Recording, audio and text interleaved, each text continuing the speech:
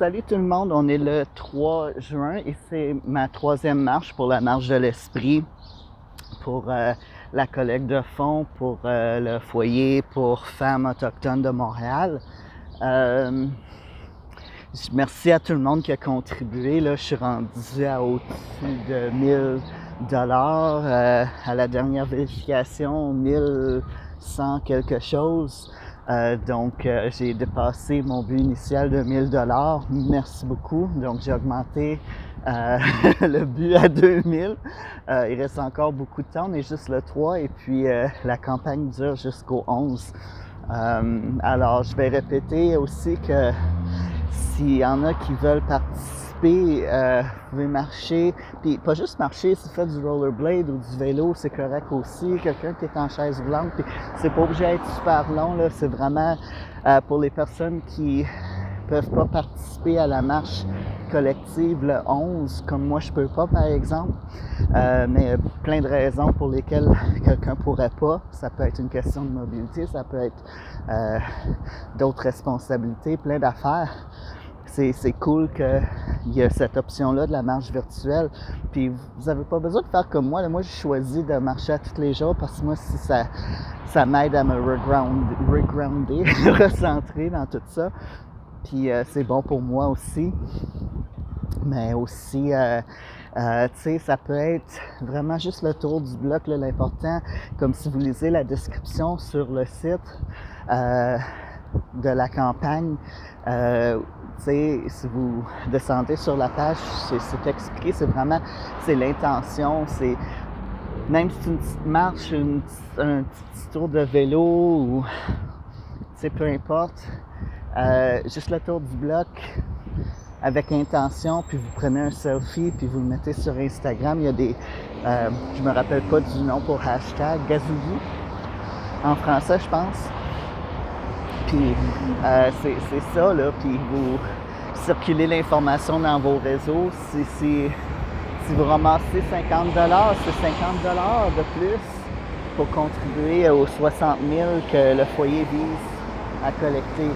Fait que c'est vraiment, si tu veux participer à quelque chose, puis si tu es disponible le 11, pour y aller sur le Mont-Royal, je veux dire, c'est vraiment une belle expérience. Là. Je l'ai faite plusieurs fois, 4 ou 5 fois, je pense, avant la pandémie. Puis c'est vraiment, c'est vraiment une belle expérience, même si tu connais pas personne. Je veux dire, tu sais, ou tu sais, emmène un ami, tu sais, c'est vraiment le fun. En tout cas, je t'encourage à vous impliquer. Bon, aujourd'hui, je savais pas. J'ai passé 5 minutes à marcher, puis de quoi je vais parler, puis à un moment donné, je vais juste parler. Mes vidéos ont tendance à être longues, fait que je vais essayer de garder ça court. Je m'enfergeais sur une racine. Fait que je pensais que ça serait comme pertinent aujourd'hui de parler un peu des langues. Puis, tu sais, ça peut sembler sur la surface, hein, c'est quoi le rapport avec le foyer pour femmes autochtones, puis tout ça. Tout est lié, comme dit le chanteur dans sa chanson, voyons, pas Stanley Volant, Florent Volant, le chanteur, qui était membre de Cashin, il y a bien des années. Il y a une chanson qui s'appelle « Tout est lié », mais c'est vrai, tout est lié. La langue, la préservation des langues autochtones a un gros rôle à jouer dans la guérison des peuples autochtones, dans le maintien, la vitalité des cultures autochtones. Puis je trouve ça pertinent d'en parler là en ce moment parce qu'avec la loi 96 qui vient de passer, puis, ben, même avant ça, c'est la question de langue au Québec. On sait que c'est toujours très pertinent. C'est toujours une grosse préoccupation. Et puis, c'est comprenable parce que la langue, ça fait partie de l'identité d'un peuple. On le sait au Québec. C'est reconnu. Tu sais, puis en tant qu'anthropologue, écoutez, la langue contient tellement d'informations culturelles. Tout le monde qui parle 2 langues ou plus, je pense le sait qu'il y a des affaires, des fois, qui se traduisent simplement pas. Ou on peut les traduire, mais ça n'a pas tout à fait le même sens. parce que c'est pas toujours le sens littéral d'un mot ou d'une expression. Ça contient vraiment beaucoup d'informations culturelles. Et puis, le plus que les langues sont séparées dans le sens de relations évolutionnaires, dans le sens de changement à travers le temps, le plus que ça se manifeste, comme même, tu sais, beaucoup d'entre nous ici, Québec, on parle le français et l'anglais. Et puis déjà, c'est quand même des langues qui sont assez proches, là. Le français n'est pas aussi proche de l'anglais qu'elle est de l'espagnol ou de l'italien, mais c'est quand même proche des langues indo-européennes. Puis entre les deux été influencés par le latin, des affaires comme ça. Fait que, tu sais, déjà entre le français puis l'anglais, on sait que des fois, il y a des affaires qui se traduisent juste pas. Que ce soit des expressions, que ce soit des mots. Donc, quand on regarde ça entre les langues indo-européennes et les langues autochtones, c'est encore plus prononcé. Puis, les personnes, si tu regardes ça, cette vidéo-là, puis tu es autochtone, encore une fois, comme j'ai dit dans ma vidéo d'hier, les vidéos que je fais, c'est vraiment visé aux personnes non autochtones qui sont en début de cheminement face aux questions de réconciliation et des trucs comme ça. Donc, je vous apprends rien si vous êtes autochtone, là. Mais les personnes qui parlent une langue autochtone ou qui ont tenté d'apprendre une langue autochtone, on sait que vraiment la structure est très très différente. Puis je rappelle aux gens qui sont pas autochtones qu'il y a beaucoup de langues autochtones, puis il y en a qui sont plus semblables que d'autres, là, comme le Gagnan-Guéha est très différent du Iou-Yimwin, ainsi de suite. Mais c'est vraiment, ça reflète vraiment le territoire d'un peuple, tout le mode de vie ancestral d'un peuple, toutes les valeurs, toute la vision du monde. Et c'est beau. Je veux dire, quand je vivais à Chisasibi et je prenais des cours pour apprendre à parler un peu, il aurait fallu que je passe des années là, que je me pratique beaucoup. J'ai jamais arrivé au point où je pouvais avoir quelque chose au-delà d'une conversation de base, là. J'arrivais à me présenter, parler de ma famille, dire ce que je faisais dans la vie. C'est pas mal tout. Compter jusqu'à 100, je pense. C'était vraiment très de base.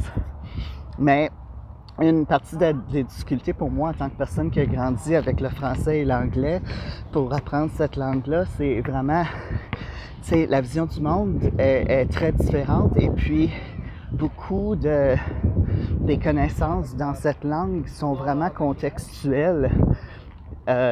Donc, souvent quand j'entends des personnes, des collègues autochtones parler parmi les difficultés qu'ont les jeunes autochtones à apprendre leur langue, parfois, c'est qu'il y a des aspects de la langue qui sont liés vraiment à un mode de vie ancestral et puis que les jeunes n'ont pas nécessairement accès au territoire ou à ce mode de vie-là. Donc, c'est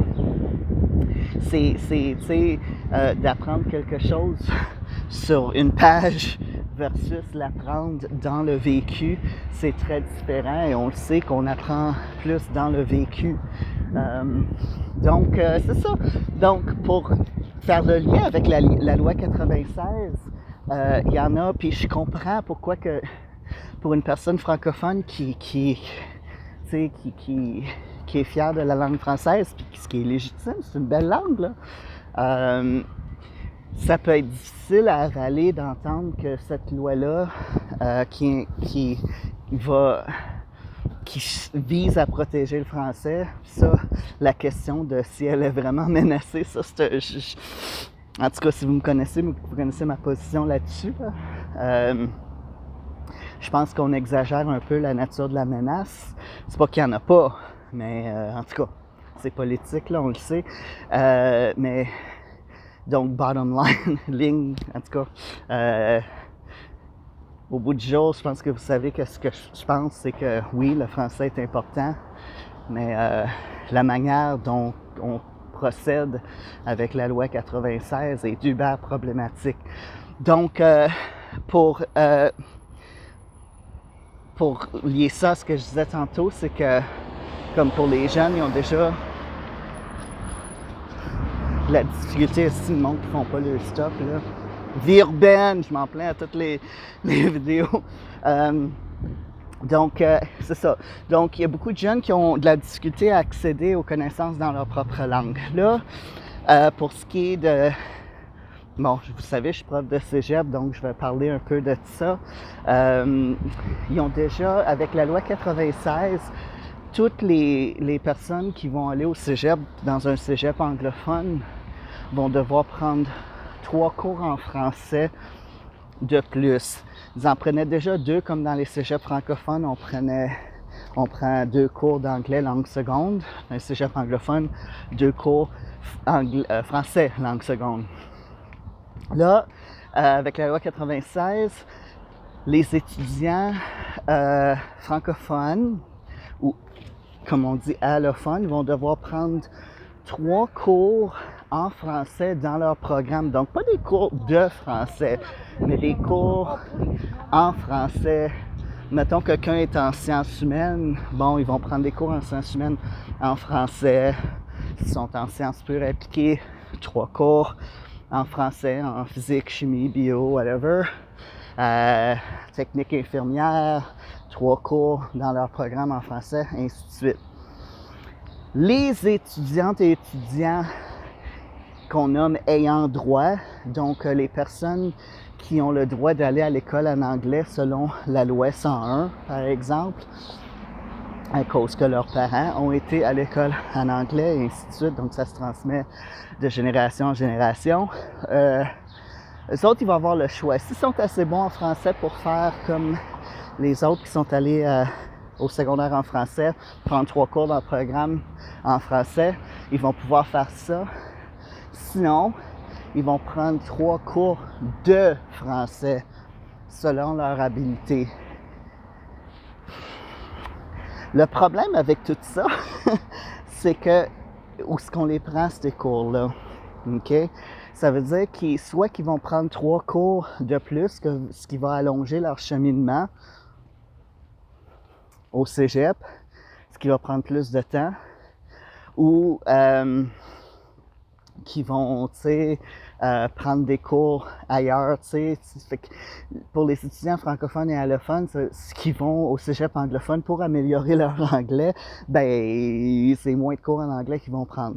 Puis ça, je pourrais chialer de ça pendant des heures parce que, encore une fois, je trouve que c'est les riches francophones qui cherchent à contrôler les francophones de classe moyenne et ouvrière, qui n'ont pas les moyens de se taper des cours privés. En tout cas, c'est pas de ça que je parle aujourd'hui, là. Mais pour les étudiants autochtones, là, il y a des communautés autochtones qui ont demandé une exemption parce que dans le territoire qu'on nomme Québec aujourd'hui, il y a des communautés autochtones qui qui parlent français parce que bon, ils ont eu plus de contact avec les Français depuis des centenaires. Mais il y en a d'autres pour qui le français c'est une 3e langue parce que la langue coloniale qui leur a été imposée en premier, c'était l'anglais. Il y en a plusieurs comme ça.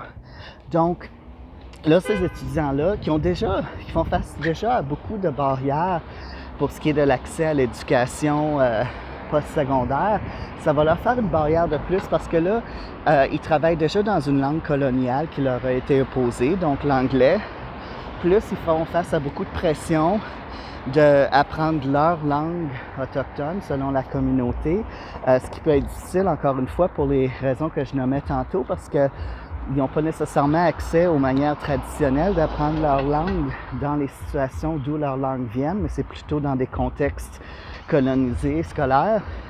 Là, en plus de ça, là, ils vont être imposés des cours en français. Puis pour des francophones, je comprends que ça peut être blessant de penser « Ah, la préservation de ma langue nuit à d'autres. » Mais écoute, c'est la colonisation, puis c'est pas pour dire qu'on est nécessairement content que l'anglais ait la prédominance, mais pour ce qui est des peuples autochtones, eux autres, ils devraient vraiment avoir l'autonomie et la souveraineté sur leur éducation de leurs jeunes.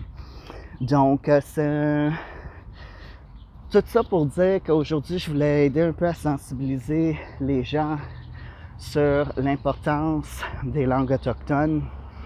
Si au Québec, on tient au français, si on veut se battre contre l'hégémonie c'est comme ça que ça se dit, je pense, et l'impérialisme linguistique anglophone, il faut le faire en solidarité avec tous les autres peuples ici et ailleurs qui font face au même problème de l'impérialisme linguistique. Il ne faut pas le faire en isolation, il ne faut pas faire à semblant que si on est les seules victimes, il y en a des bien pires, puis en plus de ça, les Français, oui, les descendants des Français, oui, on a contribué et on continue à contribuer à la colonisation des Autochtones.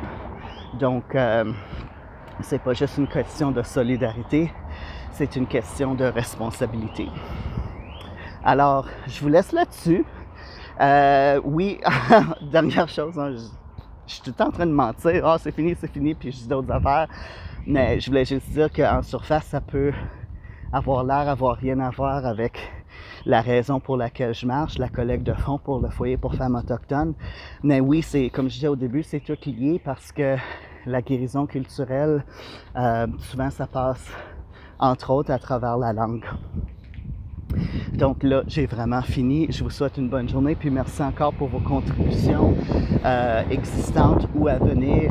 Et merci aussi d'avance de partager mes publications et encourager vos réseaux à donner, même s'ils ne me connaissent pas. Bonne journée!